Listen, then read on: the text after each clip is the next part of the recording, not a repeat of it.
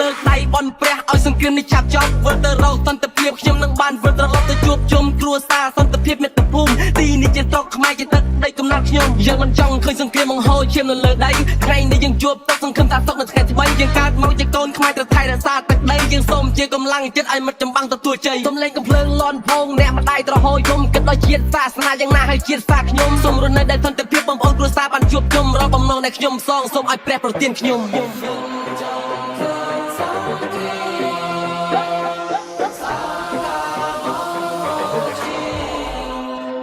ខ្មែរយើងប្រទេសតូចតែពួកយើងសាមគ្គីពេលដែលជួបបញ្ហាយើងនៅបែបគ្នាគ្រប់វិនាទីអរគុណទៅដល់វីរៈកងទ័ពដែលអ្នកប្រដាច់នឹងពលីយើងរួមកម្លាំងខ្មែរតែមួយដើម្បីសង្គមជាតិនេះទឹកដីអច្ឆរិយៈនិងវប្បធម៌កូនខ្មែរប្រុសស្រីថៃរក្សាគ្រប់ចំនួនអ្នកមិនអាចមកបំភ្លៃអ្នកមិនអាចមកបំពាន់ទឹកដីអច្ឆរិយៈគេដំណើរគ្រប់ចំនួន